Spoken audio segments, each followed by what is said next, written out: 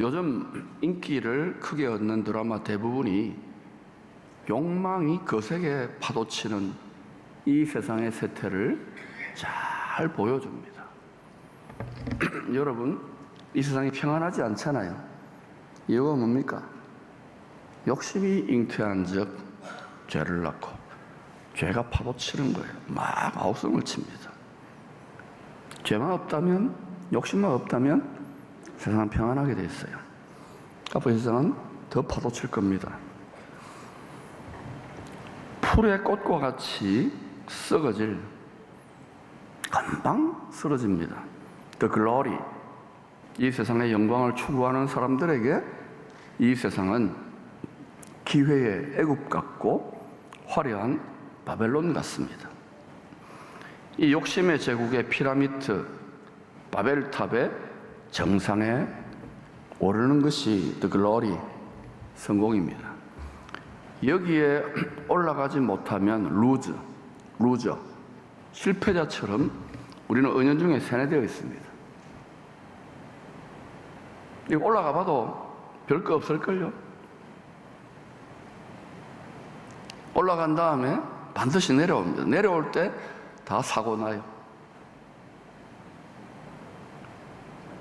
마음을 낙원으로, 자족하는 마음으로, 주님의 평강과 기쁨으로, 영원한 나라에 대한 소망으로 지키는 것이 신앙생활입니다. 어디에 있든지 간에 주 예수와 동행하니 그 어디나 하늘나라. 적어도 한 50대 중반 넘어서 가지고 마음을 아직도 이 세상의 풀의 꽃과 같은 헛된 영광에 너무 아동바동 너무 집착한다면 조금 곤란할 겁니다. 솔로몬이 다 보여줬잖아요.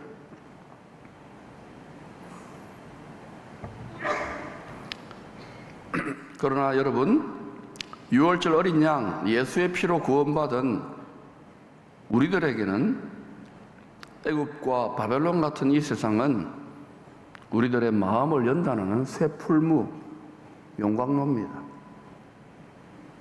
주님을 더 닮아가는, 주님의 마음을 더 닮아가는 새 풀무예요. 그래서 믿는 자나 믿지 않는 자나 인생의 여러 가지 문제와 시험을 안 겪을 수 없어요. 여러분, 예수 안 믿으면 시험이 없습니까? 테스트가 없습니까? 고생이 없습니까? 다 있잖아요. 그런데 우리는 그 시험과 고생의 해석이 다른 거예요. 예수님을 더 닮아가는 재료입니다. 약 재료입니다.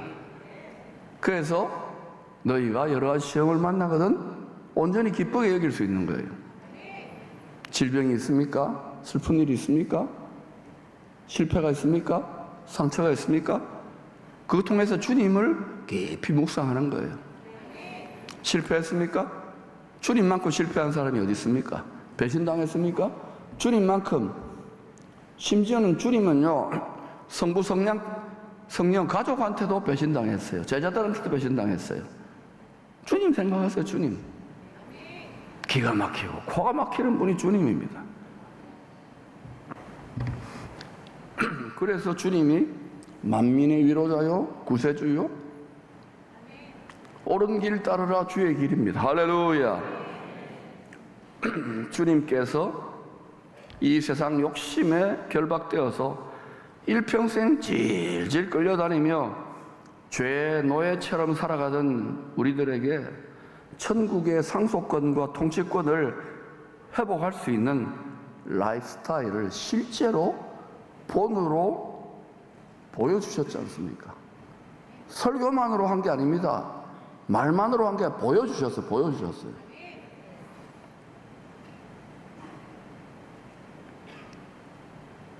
이제는요, 유튜브 시대예요. 보여줘야 돼요. 체험 삶의 현장. 말, 설교, 가르침, sick and tired. 설교를 우습게 여기면 안 돼요. 가르치면 우습게 여기면 안 되지만 살아야 돼요. 우리 생선제자 훈련 생활, 제가 부교육자들 훈련 교관들한테 부탁하는 거예요. 너무 많이 가르치지만 너무 많이 이야기하지 마라. 우리 저 후진국이나 선교제 가면 우리 거의 지금 우리 성도들은 거의 목사 수준처럼 알고 있다. 가 살아보라 해라. 깨진다. 부서진다. 교관되는 우리들도 현장에 부딪히면 어려운 일 겪으면 하나도 기억 안 나지 않느냐. 비장이 파장이 올시다. 그러면서 함께 성장하는 거라고. 서로 사랑하라는 서로 불쌍히 여기는 거라고.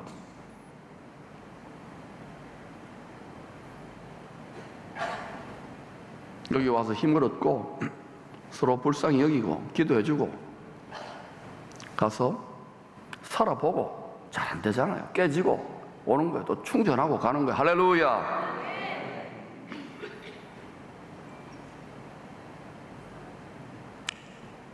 사복음서가 천국의 상속권과 통치권을 회복하는 사람의 삶의 모습을 보여준 거예요. 이 죄 많은 삶의 죄인들 속에서 하나님이 사람이 되셔가지고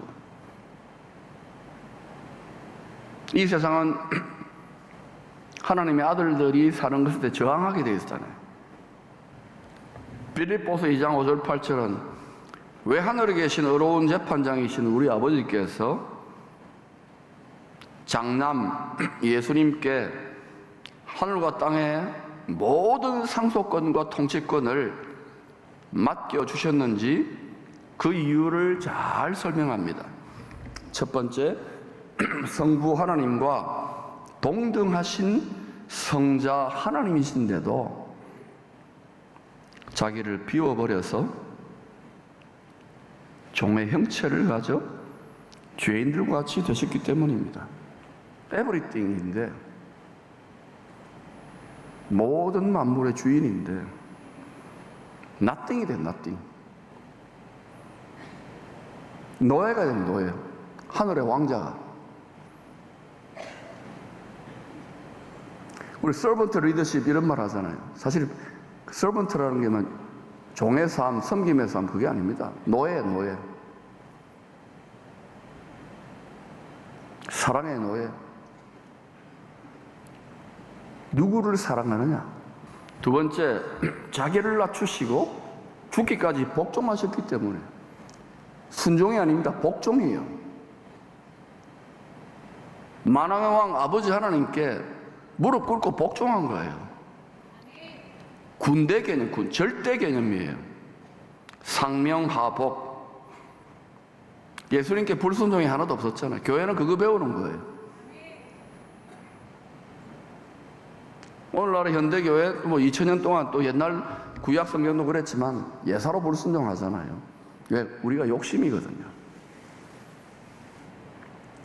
그러면서 우리가 깨지면서 불순종의 대가를 받으면서 계속해서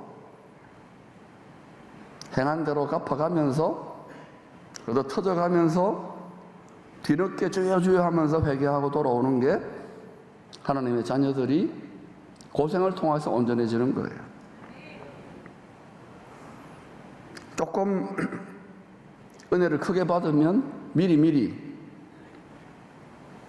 순종하죠. 그런 경우는 거의 멸종 위기에 있는 천연기념물급입니다. 바로 여러분들입니다. 아멘. 우기면 돼요. 남은 자 공동체 되시기를 축원합니다. 빌립보서 2장 9절에 11절에 이렇게 기록해 놓았어요. 이게 판결문입니다. 시작. 이름으로 하나님이 그를 지극히 높여 모든 이름 위에 뛰어난 이름을 주사 하늘에 있는 자들과 땅에 있는 자들과 땅 아래에 있는 자들로 모든 입으로 예수 그리스도를 시인하여 하나님 아버지께 영광을 돌리게 하셨느냐. 모든 입으로 예수를 메시아로 시인한 거예요. 우리에게 다른 메시아, 다른 구세주는 없어요. 앞으로 다른 그리스도, 적 그리스도, 거짓 그리스도, 다른 메시아를 갖다 댈 겁니다. 된다고 분명히 성경에 기록되어 있어요. 근데 신학 사상, 성경 사상 속에서 자꾸만 낙관론을 펼치는데 그 일이 있고 그리스도의 나라가 온다니까. 악도 차야 되고 선도 차야 된다니까. 우리를 위해 예비된 천국의 공동 상속권과 공동 통치권을 위임받고 싶으십니까? 영원한 상속권, 영원한 통치권입니다. 받고 싶으세요? 그럼 잘 생각해 보세요. 머리가 되시는 예수님이 다 취했잖아요. 죽으시고 부활하신 예수님이 첫 일성이 뭡니까? 하늘과 땅의 모든 권력을 아버지께서 내게 주셨으니. 합법적이죠? 머리입니다. 우리는 그 몸의 지체, 우리는 그의 신부입니다. 그러면 간단하네요. 그분하고 결혼하면 되겠네요. 그렇죠? 결혼을 하는데 내 뼈 중에 뼈, 살 중에 살, 돕는 배필, 심장, 갈비뼈가 돼야 되겠네요. 몸의 주체 중에 심장, 갈비뼈는 어디입니까? 이 새 예루살렘 성이 요한계시록 21장을 보니까 어린 양의 아내라고 표현되어 있어요. 이번에 결혼 준비하는 거 보니까 그냥 물 떠놓고 하면 되는 줄 알았더니 굉장히 복잡하더라고요. 속사람의 신부 단정하실 수 있기를 축원합니다. 멍 때리고 세상 즐거움 바라보면서 부지런히 지금 준비하실 때 준비하시기를 축원합니다. 세상 즐거움, 육신의 정욕, 안목의 이성의 자랑에 허랑방탕하다가 그날에 나팔 불 때 나의 이름 안 부를 수도 있어요. 땅에 남아있을 때 그 표현을 슬피 울며 이를 간다 그래요. 육체가 됨을, 벌거벗은 육체가 됨을 깨닫고 무화과 나무 잎을 엮은 치마로 죄의 수치를 가려보려고 합니다. 성경에서 무화과 나무는요, 죄와 사망 원세를 이기는 자 이스라엘을 상징하는 나무입니다. 저 민족적 개념만이 아니에요. 이스라엘이 약속의 땅에 들어가 농사 지을 때 서늘한 가을절기, 즉 늦은 비가 내릴 때 맺히는 열매가 무화과 열매입니다. 창세기 3장 8절에는 제사장 부부가 바람이 불어 서늘한 가을절기 때 여호와 하나님의 영광의 얼굴의 낯을 피하여 동산 나무들 사이에 숨는 장면이 나옵니다. 성경 구원 계시의 전개 과정을 보면 먼저 택함을 받은 제사장 나라 이스라엘 먼저 택함 받았어요.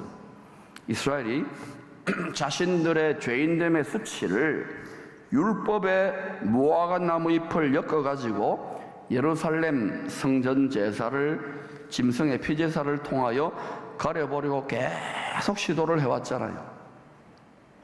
근데 예수님 오시고 난 다음에 그거 이제 다 깨져버렸잖아요. 거의 지금까지. 그죠? 그런데 이스라엘은 다시 이 예루살렘 성전 제사로 죄의 수치를 가려보려고 세상 끝날까지 시도를 하려고 그래요. 무화과 나무 잎으로 이 죄의 수치를 가려보려고. 가을 절기 때까지 다 드러날 건데. 선지자들과 예수님과 사도들이 예언한 대로 예루살렘의 성전이 다시 세워지고야 말 것입니다. 가을 절기에 이스라엘의 남은 자들을 추수하게 될 때에 그 성전 지성소 언약궤 위 그룹 천사들의 날개 아래 어떤 물건이 잠시 서게 될 것이라고 기록되어 있지요. 이것을 다니엘이나 또 다른 사도들 이야기하기를, 예수님도 이야기를 멸망에 가정한 것이라 그래요. 왜 이런 일이 먼저 일어나야 하는지 여러분이 집에 가셔서 이제는 성경을 찬찬히 좀 묵상해 보시기를 바랍니다. 그리고 이런 거 잘 모르겠으면 좀 이런 거 좀 물어보세요. 이렇게 저렇게. 앞으로 이런 것들에 대해서 좀 가르칠 거니까 여러분. 항상 그러나 어둠이 깊으면 새벽빛같이 일정한 패턴으로 하나님의 새 창조 역사가 예수 그리스도 안에서 반복됩니다. 그걸 하루에 시간표 속에 다 넣어 놓았잖아요. 어제 저녁에 밤이 깊었지요? 새벽에 더 깊었지요? 근데 새벽이 밝고 지금 점점점 이제 태양이 떠오르고 있잖아. 이런 식으로 돌아가는 거예요. 그리고 우리가 장차 나아갈 영원한 아버지의 나라는요, 어둠이 조금도 없는 영원한 영광의 나라입니다. 대개 영적 대개 나라와 영광이 세세토록 할렐루야. 노래 부르잖아요. 어둠이 조금도 없는 나라라니까. 결코 어둠이 빛을 이길 수 없습니다. 거짓 진리를 이길 수 없습니다. 영원하신 말씀 위에, 예수 만세반석 위에, 십자가 만세반석 그 사랑 위에 굳게 사랑하는 우리 가족들과 여러분의 자녀들, 여러분 자신의 믿음의 말씀의 생각의 집을 굳건하게 세울 수 있기를 축원합니다. 이 세상의 헛된 영광의 팥죽 한 그릇에 마음 뺏기지 마세요.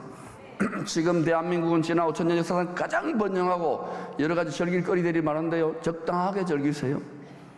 너무 즐기면 배만 나옵니다. 적당하게 하세요. 이 번영을 가지고 많은 생명을 살리는 일에 몰두하세요. 올인하세요.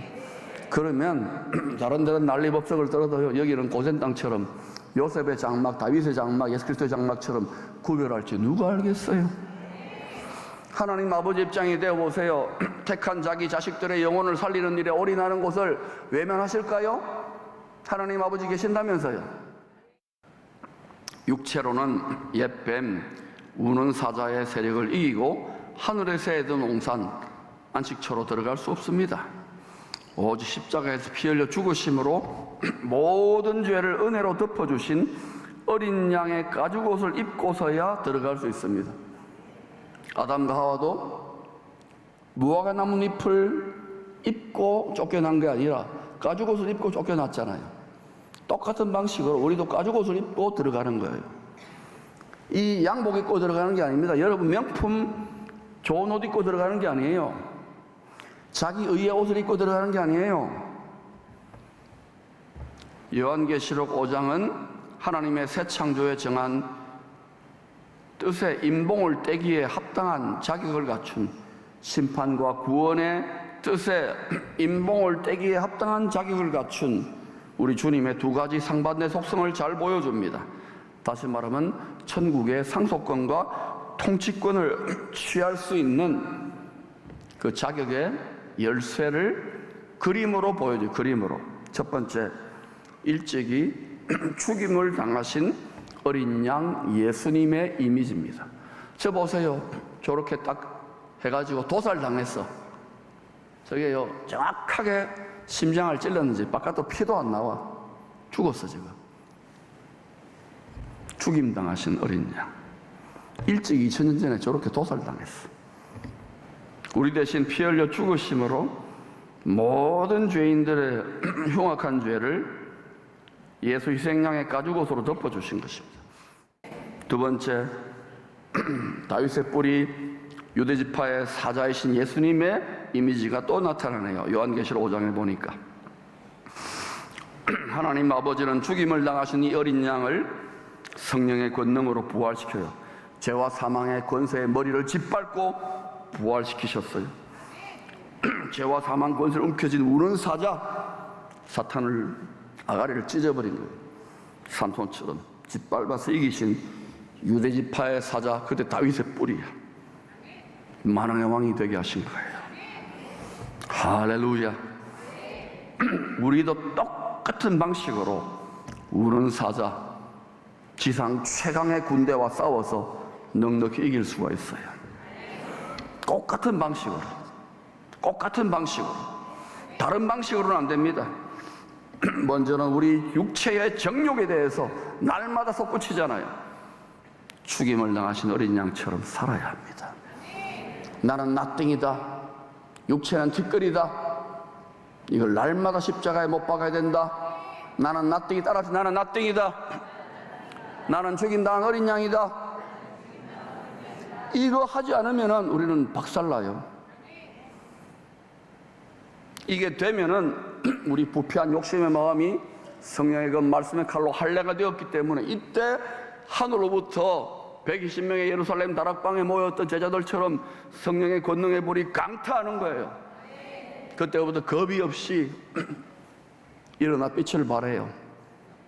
예루살렘과 온 유대와 사마리아 땅까지 복음 전하는 생활 선교사들이 되는 거예요. 사랑의 강권 나가기 때문에, 깨어진 심장이 되기 때문에 나아가는 거예요. 주님의 돕는 배필로 나아가는 거예요. 이때부터 죄와 사망 권세를 가진 자들 두려움 없이 온전한 사랑이 두려움을 내어쫓고 나아가는 거예요. 두려워하지 마시기를 축원합니다.